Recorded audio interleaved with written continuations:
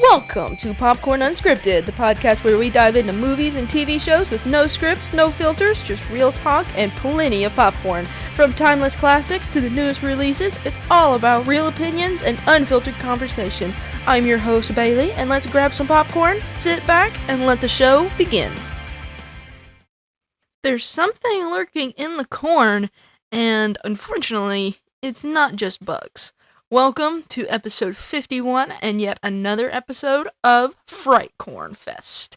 So, this episode is on the 1984 movie Children of the Corn. Now, I have seen one of these movies before. It was not this one specifically because I would remember it if that was the case. I remember it being like way more brutal than what this one was, and this one was not very brutal or scary or really anything. It was more of like a thriller than it is a horror movie, but I digress.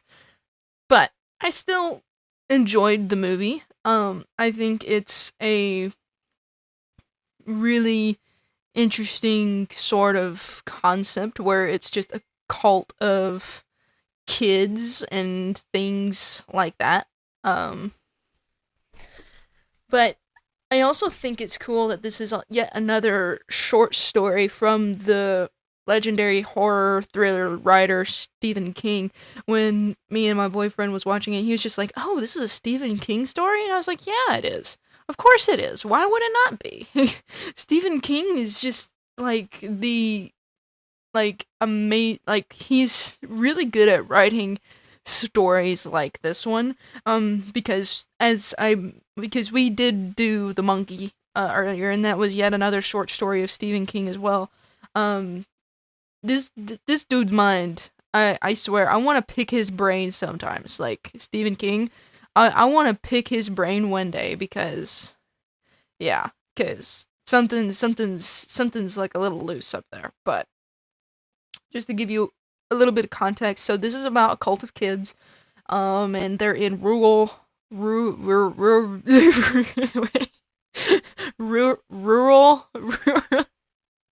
know what I'm saying. They were very isolated. And then you also have this creature in the corn, and they call it He Who Walks Behind the Rows. But yet we do not see what it is that's in the cornfield itself. We know there is an entity in the cornfield, but we do not see the entity. We only really ever hear it, and we see it like come from, when we know it comes from underground. We don't know what this entity really is, other than that. We just know it's a very, I would say demonic entity, that had really took control over these kids. And and of course you have this main kid, Isaac, who was their leader, and who was, I guess in their sense, like their preacher, in a way. But I will also mention this, like this is the set of movies that made me absolutely afraid of cornfields. Like after watching a movie that was similar to this, it could have been one of the movies in this franchise for all I know, but all I know is that it was a cornfield. It was about these two people going on a trip, but I'm sure it was not this 80s one. I do not think it was this 80s one that I had previously watched. It was a more modernized version for sure. But anyway, it was that movie that had made me so afraid of cornfields, and I hate it because my boyfriend literally lives in the middle of cornfields, and so I just kind of have to suck it up and be like, I just hope your kids are not a part of a cult. But this movie was certainly eerie. It had a very low budget. I don't remember the exact budget of it, but I'm sure it was adequate budget. Let's see. It does not say. Hold on. budget? Because I am curious. Okay, so it was $3 million to make, but you also have to think this movie was also made in the 80s. This was around the time where the slasher genre was also really big, and it was getting like it was really taking off. This is like mid 80s. This movie was made in 84. So this would be around the time where Halloween 2, Friday the 13th, Nightmare on Elm Street, where all of these movies were about to come out in the 80s. So there's that. But it's not a bad movie for $3 million for sure, but you can tell, like, when I watched this movie, I was like, you can tell. And I at the beginning of the movie, when the two people, Bert and Vicky, I'm gonna lose those names eventually, but I have them written down. But when Bert and Vicky hit the kid that had come out from the cornfield after he had gotten his neck slashed open, after all of that, when they hit the kid and Bert had turned the kid over, the next frame he was back on his belly. I was just like, continuity error! I pointed it out to him. He was just like, it's not that deep. And I'm like, but it's an error. It's an error. I like to spot those kinds of errors because I just think it's funny. But yeah, overall, my first impressions of this movie, I didn't really remember what I was going to get into. I do think, watching, like, how everything went down, with watching all of these kids kill the adults that were in the town, was rather brutal. If I'm being completely honest, it was just brutal. I was just like, oh gosh. I was just like, what did they do? Like, what? Like, I guess I still don't really understand why they had to kill all of the adults. I don't think I really understand why the adults had to be targeted. I just find that interesting. And you just see all of these kids, it's like they're under a spell or some kind, except for the two children that actually helped Bert and Vicky throughout the movie, and the two they were non-believers. I know one of them was named it was Job and Sarah. Those I love those two kids. Job had some balls on him. I'll say that. But anyway, let's get into, like, the sort of story setup. So it starts off, obviously, with showing how the kids work and, showing, like, the backstory of the town and what happened to all of the adults in the town and things like that. And then, of course, it cuts to Bert and Vicky. And when I first saw that, I was just like, I wonder if that's the kid all grown up, It was not. Unfortunately. I thought that would have been an interesting route, and he'd have to go back to where he was, and then he sees all of these kids again, and they're all grown up, and and they're still going through all of that, but somehow he had escaped. That was just what was going through my mind, but that's not what happened. So we get introduced to Bert and Vicky. They are a couple that end up going on a road trip because he was about to turn into a doctor, so he was bringing her with him on a road trip to go somewhere to get an internship, so he can then further his studies and things of that nature. So, so they go on this road trip, and of course they get detoured to Gatlin, Nebraska, by hitting the little boy first, and then they get to, like, this fill-up station, and of course the guy didn't have any gas, but they were just trying to find a town that was nearby that had police, like, because they were just like, this is messed up, and rightfully so. But then as time goes on, they end up going into Gatlin, and then they run into the children there and find that there's a strange occult following in this town, and it's just full of children. There's no adults, anything. And then, of course, the tension builds as they go through this town trying to figure out what was going on and things like that. Vicky gets taken, and put on like a corn cross thing, and it was kind of not really like I said, it's not really scary. It's more of like a thriller type thing. It's like you're actually rooting for the good guys to win, and so because you're like, these children needs to learn a thing or two. But yeah, they discover that there's a strange occult following, and then there's this strange leader that's actually a kid leader. And of course, the truth about the adults and the corn come to light as they figure it out. Because by the end, they end up having to burn the entire cornfield in order to destroy the entity that is within the corn. So therefore, they save all of, quote unquote, save all of the children.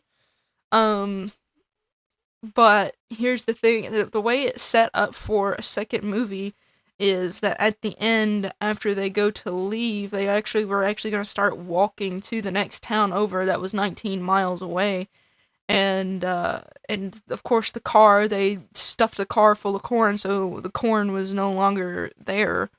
The corn was no longer there. I don't know what I'm saying at this point, but the car no longer worked, so they had to walk, and so he reached in to grab the map, and there was one of the girls that was there at the ritual site, had gotten into the car and tried to kill him, and so she got knocked out cold, and they just left her there.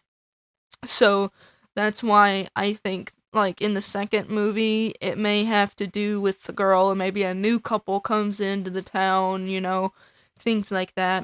I don't know where the story goes after this movie. I'm kind of curious to know where the story goes after this, but I just have to sit down and watch the second movie to find out. Which that goes for a lot of these movies that I've watched. Of course, Halloween, I already know, I already know because I've watched I've watched most of the Halloween movies.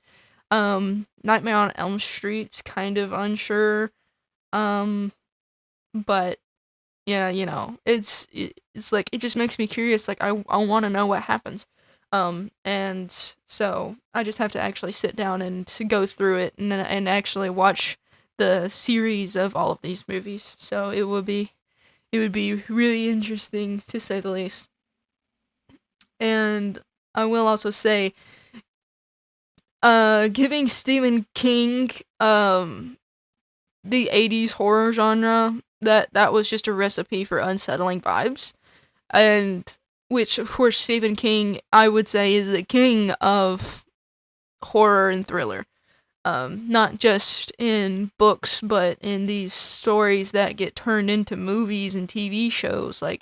It's just incredible, this man's mind. I'm just, like, and don't get me wrong, the director and the writer of the script and things, it was written very, very well.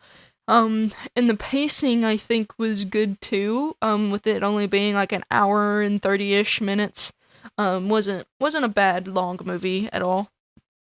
It was really, really well paced, I think. Which when I was talking to my mom about it, she was like, yeah, it's kind of slow, and I was like, what do you mean it's kind of slow? It's only an hour and 30-minute movie. It's not really slow. I mean, it takes time for them to actually get into the town, but other than that, I mean, it's not a very slow movie. It kind of takes a minute for them to get in the town, but that would probably be my only complaint, really, is that it takes them a bit too long to get them into town and things like that. So now we'll get into, like, the full plot breakdown. So we have this brutal prologue, which is the massacre at the diner. So this dad and kid end up leaving going to the diner after church. And there was some kind of meeting with the pastor, with Malachai and the pastor, and we come to find out later in the movie that Malachai ended up killing the pastor after his sermon. And so this man and this boy go to the diner, and everything's fine, and the dad just, goes over to the payphone and tries to call his wife, where Job's sister is sick, and so he goes to call his mother to make sure that they're okay, and she's sick. And come to find out that she has the gift of sight and was able to draw these really, I want to say interesting pictures, but they're kind of gruesome pictures, and things like that. So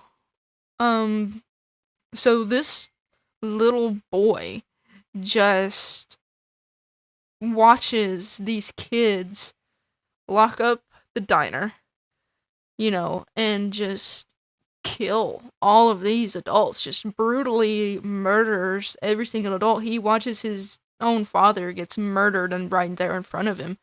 And I was just like, wow. Like, every adult is just gone in the blink of an eye. Like, and it wasn't just those boys, like, it happened everywhere in the town all at once. It wasn't just right there all of a sudden, where anybody could stop them. But it's kind of crazy, the following that Isaac had before that massacre took place. And then of course it goes into Bert and Vicky's slow descent into Gatlin. So at first we see them wake up. It's his birthday? Or no, he graduated from med school. He had 4 years of med school, I think. He graduated from med school, and then, of course, Vicky surprises him, yada, yada, yada. And then, of course, it ends up them getting on the road going towards Nebraska. I don't think it's really referenced where they were actually supposed to be going, but we just knew that they were going to somewhere else in Nebraska that wasn't Gatlin. But as time goes on, there is a boy that tries to escape the town and tries to escape and to go get help. And ultimately Malachai gets to him, and this is where Bert and Vicky kind of get pulled and start getting pulled into Gatlin. Because the kid ended up getting in front of Bert's car, and Bert ends up hitting him, and, it kind of just goes on from there. And as that's all happening, we also meet Job and Sarah. They are in their childhood home playing a board game and listening to records, which of course was forbidden for whatever reason. I'm not exactly sure whatever reason that was, because you would think with it being a bunch of kids, like, they would want to have all of the technology, like, they'd want to be able to do whatever they want, but that's not the case in this movie. It's more, I would say, more demonic than that, but I digress. But ultimately, Isaac ends up sparing them because Malachai ends up showing Isaac the drawings that Sarah has been drawing, and he's like, this little girl's got the gift of sight. We're not gonna touch these kids. Let them do what they want. She's got the gift of sight. Like, let them do what they want. And of course, Malachai had a very big problem with that, which I'm still not really sure why, because if Isaac was the preacher or the prophet or whatever you wanted to call him, the leader, like, why would you question the leader of this? And of course Malachai ends up seeing later, like, that was a bad idea, because the entity that was in the corn ends up possessing Isaac's body, or Isaac was already possessed, or I'm not exactly sure 100% how that happened, but Malachai got his mouthful of it.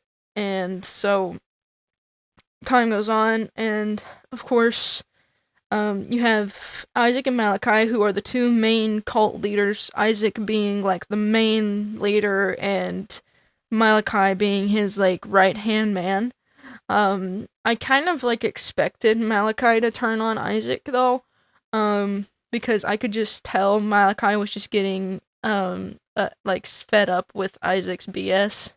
He was just getting fed up with it. He just wanted to be able to do it his way. And so he ended up taking down Vicky off of the thing and put Isaac up there instead, which was a very bad decision in and of itself, clearly, after everything else that happened after that. And then you have these eerie rules of the town, like there was no phones, there was no radios, no TVs, nothing. They literally burned everything. You were literally not allowed to have any fun. Like that was what it was. Like you were not allowed to have any fun whatsoever. You couldn't go out to the playground and play. You couldn't play games. You couldn't listen to music. You couldn't do anything that was outside of the entity, I think, is the way it was. So, like, you couldn't really do anything. All you could really do was just eat, sleep, go to the bathroom. I think that was pretty much the basics of it, is that you really couldn't do anything except worship the one who walks behind the rose. He who walks behind the rose. That was the only reason, that's the only thing that they were allowed to do, was just eat, sleep, worship him, go to the bathroom, do all of the necessary things to stay alive. Anyway, and then that just made me have this thought.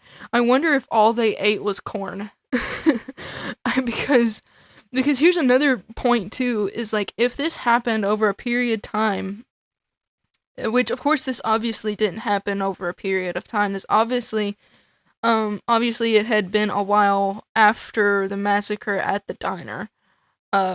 Obviously it had been like maybe several months or so after the diner incident that everything started happening. Which of course, that made me think, I was like, well, how are these children taking care of the corn? And things like that. Like, how are they taking care of the cornfield? Like, how is the corn not dead? You know, so I was more so kind of confused about that. Like, a bunch of kids taking care of a big cornfield? Like, really? I don't really know, but that didn't really make any sense to me. But it could have been explained, it could have not been explained. But we do know that the sprinkler system was in fact still working, because we do see that. But I digress. So, and then, of course, as I've mentioned, you also have the abduction of Vicky, and a sacrifice attempt. Like, they attempted to sacrifice her, but of course Isaac was like, no, we have to have the man too. We have to sacrifice them together, or else it won't satisfy the man who walks behind the rose.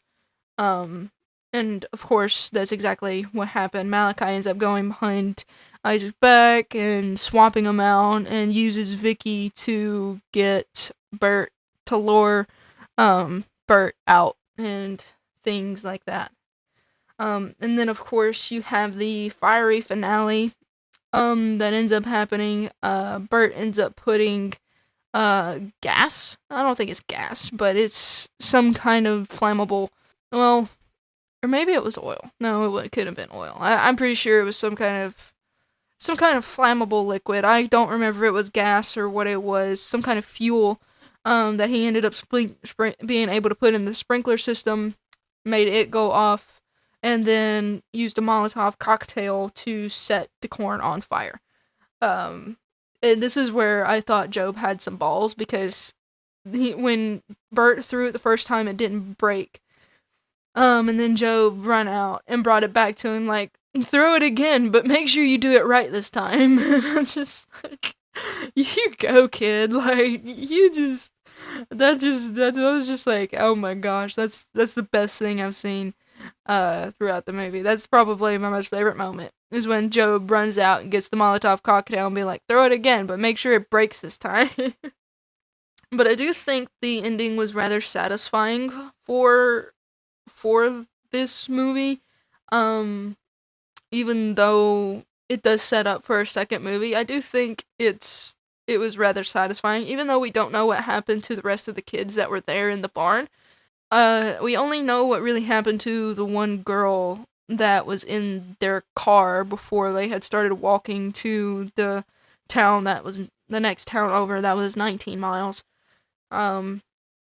And things like that. But other than that, I'm glad that the two kids survived and the two adults ended up surviving. It was a satisfying ending, for me specifically.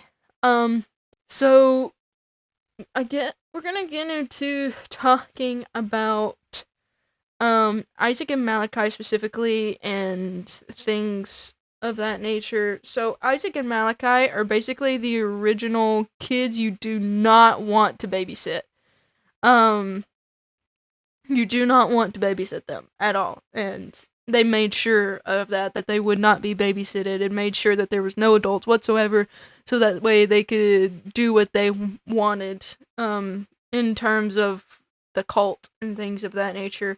And with Isaac, he had like a certain unsettling kind of presence and calm, but he also had a commanding tone. But I will also say that his voice was kind of his voice was pretty high pitched, kind of annoying, kind of high pitched. I could see how it really irritated Malachai, how his voice was, but Isaac was had a very unsettling presence and was really calm throughout it. But I think it's because Isaac really did hold all of the cards in his hands, because I do think the entity was speaking to him. He was, in fact, telling the truth on that front. Like, you kill me, you're all going to be messed up. Like, all of you are going to be rotting wherever you go, you know? So then you have that in comparison to Malachai's violence and the Outlander line that he keeps shouting when he's trying to lure Bert out. Kind of interesting that they choose the word Outlander, instead of like outsider or some kind of word that was like that.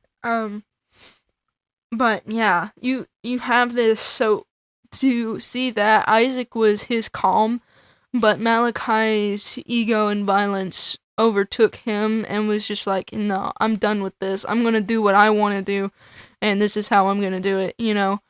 Which, of course, you had Malachai, quote unquote, sacrifice the one kid, that ended up getting hit by the car and things like that. They just left that body in the car. That must have not have smelled good, by the way. Now that I'm thinking about it, they just left that poor kid's body in the car, and, you know, that's kind of crazy to me, but anyway. So, you have that as well. And, of course, his violence just kind of overtook him, and it made it to where, he was like, I'm done. I just want to do what I want to do. And he was kind of getting tired of Isaac's BS, so that's just kind of where it went for Malachai. And then you have the idea of kids killing adults, and I'm not exactly sure why it hits as a primal fear. I guess because you don't want to be overtaken by little kids, because if you are a parent and you've raised your kid, like, I would imagine it would be horrifying being killed by your own kids, your own flesh and blood, and them not being able to understand what they're doing, and things like that. So I can kind of see where the primal fear, would come from for that, but my gosh, a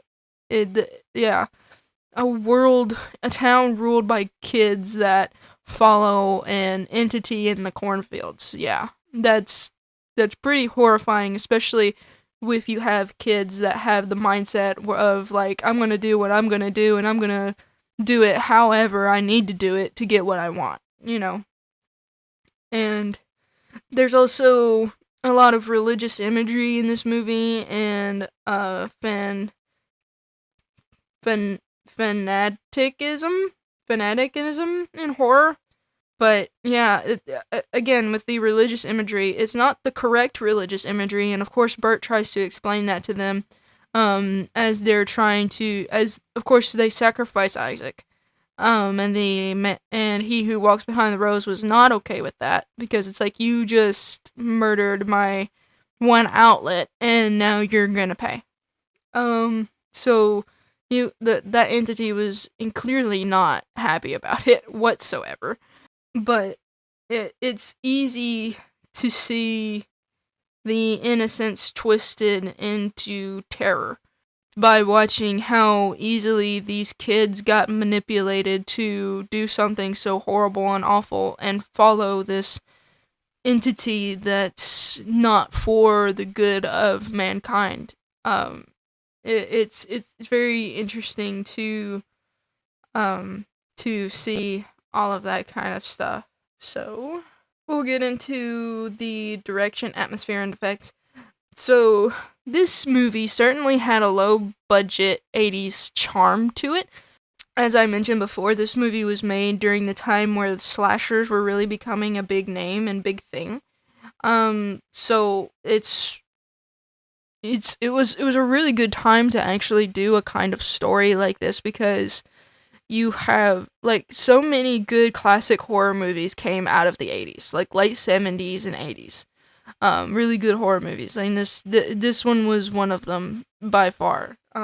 A lot of the classic slasher horror movies had come out at around that time.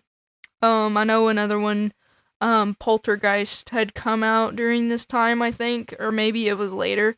But a lot of good horror movies had come out during the 80s, and this one certainly was one of them, and it had a really nice 80s sort of charm to it. You could tell just by how everything was directed and how everything happened and things like that.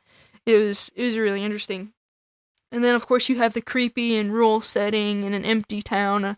It that really added to the tension, and it added to the horror, because you didn't know what was going to happen whenever somebody rounded a corner or things like that. You didn't know what was going to happen, and that's what keeps you on the edge of your seat, is that sort of thing. So it was just an interesting sort of way to go about it. For sure for me. And of course you have the cornfields as a horror setting, and it works very well because because corn is super tall. And if you're like really short, like even if you're like 6 foot tall, you still can't see above the corn line. And so I think that's why corn can, like, especially if you're going through like a corn maze or something, like you can't see through it because cornfields are so dense.